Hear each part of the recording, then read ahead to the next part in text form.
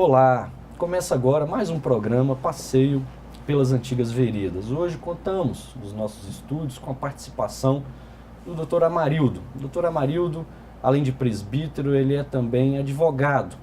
Muito bem-vindo ao nosso programa, Dr. Amarildo. É um prazer grande recebê-lo aqui. E hoje nós iremos aproveitar a presença do Dr. Amarildo para comentarmos a respeito de um tema bem interessante: a Bíblia e o direito. Afinal, doutor Amarildo, qual a relação que existe entre a Bíblia, a Palavra de Deus, e a ciência do direito? Bom, hoje já não resta muitas indagações sobre a realidade de que o direito, sobretudo o direito ocidental, ele sofre uma influência direta e marcante da Bíblia e da cultura judaico-cristã, em seus valores, em seus princípios, em muitas regras específicas, sobretudo na vocação que o direito moderno tem de buscar o ideal de justiça. Essa realidade hoje do direito, não só brasileiro, mas fora do país, é resultado de uma influência direta do cristianismo e dos valores e princípios trazidos pela Palavra de Deus. Agora, um detalhe. O Código de Leis mais antigo, pelo menos aquele que se assume ser o mais antigo, que é o Código de Hammurabi, alguns entendem que a lei de Moisés, o Torá, de alguma maneira foi influenciado pelo Código de Hammurabi. E os que pensam dessa maneira tentam, de alguma maneira, denegrir o aspecto sacro da lei de Moisés. Ou seja, que a lei de Moisés efetivamente não foi algo divino, ou divinamente inspirado, ou entregue a Moisés por parte de Deus. Como é que funciona esta comparação? Bom, em primeiro lugar, são muitas as iniciativas que se vê hoje no sentido de negar a autoridade da Bíblia, de negar a inerrância da Bíblia e a sua inspiração divina. E um dos fatores utilizados, um dos argumentos utilizados é justamente esse de que há leis anteriores à Bíblia que já trazem ideias, regras, mandamentos, normas que depois teriam sido, entre aspas, copiadas pela lei de Moisés, pela lei mosaica. O que se há de dizer com relação a isso é o seguinte: primeiro, que não deve haver dúvidas de que há uma inspiração divina. Em segundo lugar, não há nenhum problema em que a lei mosaica traga normas já existentes em direito anterior, porque o mesmo Deus que deu a lei escrita a Moisés, que o inspirou a escrever, é o Deus que com certeza colocou essa mesma lei, esses mesmos princípios no coração do homem, mesmo naqueles que não o conheceram e não o conheciam como Deus. A soberania de Deus, ela é anterior, pretérita ao momento em que ele deu a sua lei. E ele já, por sua misericórdia, colocava, ainda que parcialmente, essa lei no coração do homem, até mesmo para garantir a própria existência do homem. Basta ver que na própria Bíblia, muitas regras foram dadas aos descendentes de Adão muito antes de Deus ter dado a lei a Moisés. Então, se reconhece no Código de Hammurabi a existência de vários dispositivos que depois encontram dispositivos similares na lei de Moisés, mas isso não desmerece de modo algum, no seu aspecto sacro, teológico, aquilo que a lei de Moisés estabelece. E há um dado interessante a ser considerado. A despeito dessa similaridade em alguns aspectos, na sua essência, as duas leis são muito diferentes. Porque é uma marca na lei mosaica, a despeito de algumas disposições duras que ela contém, e próprias para aquele momento, e essa marca é a presença da misericórdia de Deus e a busca da justiça. O Código de Hammurabi, feito para convalidar e garantir a existência de um Estado autoritário, era uma lei excessivamente dura e que, na sua essência, não contemplava, em grande parte, misericórdia. O que não acontece com a lei de Deus, cuja marca essencial é a justiça caminhando junto com a misericórdia. Agora, parece que houve um hiato de cerca de 230 anos entre uma lei, ou entre a existência de Hammurabi, o rei da Babilônia, e o próprio Moisés. E a questão da lei de Talião, ou do Talião? Ela é existente, ela existe, é prescrita, se encontra prescrita no Código de Hammurabi e também na lei mosaica. E aqueles que argumentam a favor da similaridade o fazem se valendo desta questão da lei de Talião.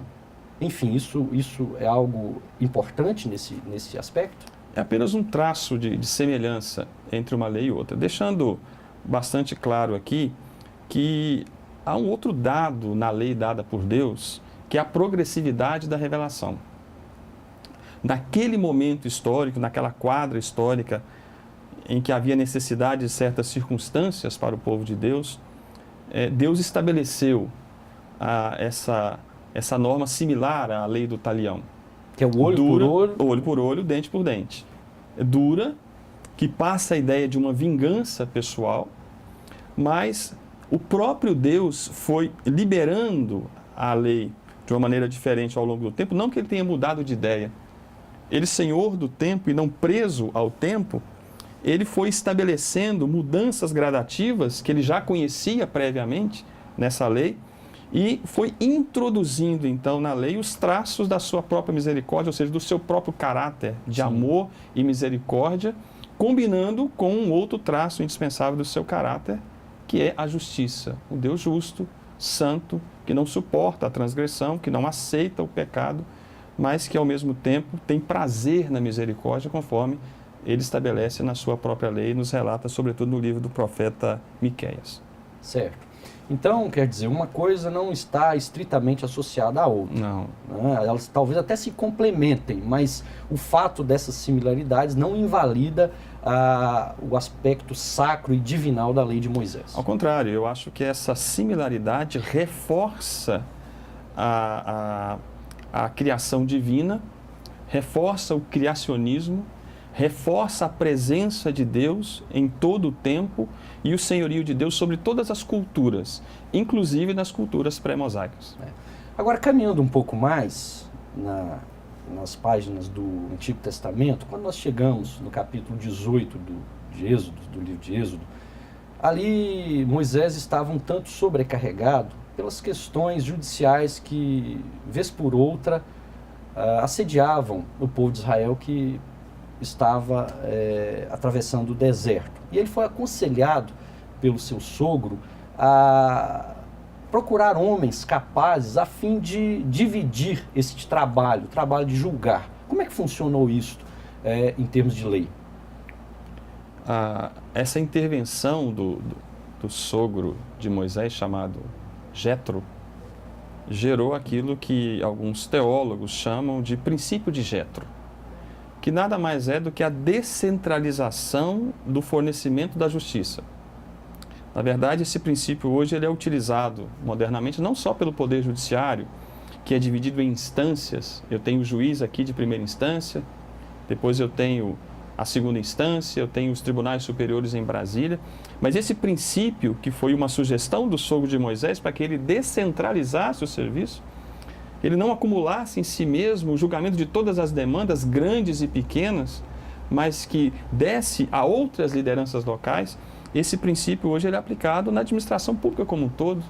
Os prefeitos, os governadores, a presidenta da República com seus ministros, o Poder Judiciário, o Poder Legislativo, as empresas privadas adotam esse mesmo princípio, que é justamente esse, o da descentralização, o da desconcentração do uso do poder político, a delegação de funções específicas a determinadas pessoas, as quais são cobradas ao final e cujas decisões poderão ser revistas numa instância superior. Sim. Esse é o detalhe. Então, Moisés, naquele momento, em vez de ser aquele que concentrava todas as decisões, todas as demandas e que procuraria conciliar todos os litígios de Israel, que seria humanamente impossível para ele, para uma população que passava de 1 milhão de pessoas, ele passa então a descentralizar esse trabalho e assim a ter condição de administrar melhor e ser a instância superior.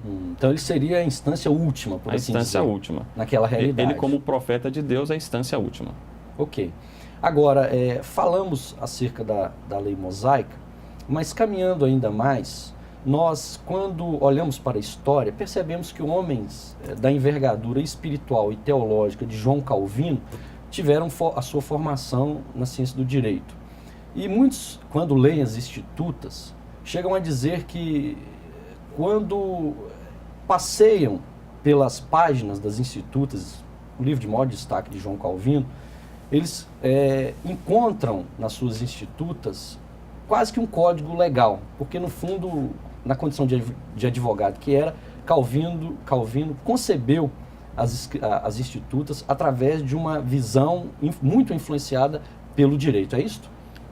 Como profissional do direito, com formação jurídica, é natural que ele tenha usado o método jurídico na elaboração dos seus textos. E as institutas não fogem a essa regra. O pensamento jurídico, na verdade, está presente não só na obra de Calvino. A população, de uma maneira geral, os povos, de uma maneira geral, conhecem o direito mesmo que não manejem a ciência jurídica adequadamente. No caso específico de João Calvino, percebe-se isso com muita clareza. E algumas questões muito claras na obra de Calvino, entretanto, são objeto de algum mal-entendido. Por exemplo, Calvino exerceu o governo civil sobre uma cidade de Genebra, na Suíça, onde a seleção brasileira atuou recentemente. Mas, ao mesmo tempo, exercia o governo espiritual, vamos dizer assim, uma liderança espiritual. Alguém se aventuraria a dizer, então Calvino está negando a ideia da separação entre a igreja e o Estado. Não, na verdade, ele, à medida em que ele pontuou e tornou claro, inequívoco, o pensamento reformado, da fé reformada, da separação entre a igreja e o Estado, ele disse, entretanto, que a igreja poderia e deveria ser a consciência crítica do Estado. Que há, na verdade, uma separação entre igreja e Estado que não implica numa separação rígida entre religião e política. Acredita-se, então, e Calvino acreditava dessa forma, que a religião cristã, especificamente, com seus valores, as suas ideias, ela poderia influenciar positivamente o governo da cidade, ou seja, a política, e isso reverteria no bem de toda a coletividade, sem que do ponto de vista institucional, estabelecesse algum tipo de controle sobre o outro. Nem a igreja controlando o Estado e nem o Estado controlando a igreja. Ambos se respeitando e cada um atuando dentro do seu âmbito de atribuições. Ok. De toda forma, o importante é que o direito tem exercido muita influência ao longo dos séculos, especialmente sobre os pensadores cristãos. Conta-se que o próprio Charles Finney, embora não concorde com a teologia de Finney, mas conta-se que Finney foi muito influenciado pelo direito, porque quando lia os seus livros de direito, ele percebeu que esses mesmos livros continham em suas páginas muitas passagens bíblicas, ou pelo menos por inferência ele via muito da Bíblia nos livros de direito.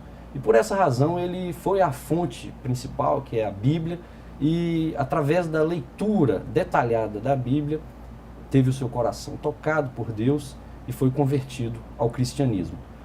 Faremos agora um intervalo muito rápido e voltaremos a seguir conversando com o Dr. Amarildo a respeito da influência que o direito e a Bíblia têm ganho ao longo do tempo, ao longo dos anos. Ok? Nos vemos daqui a pouco.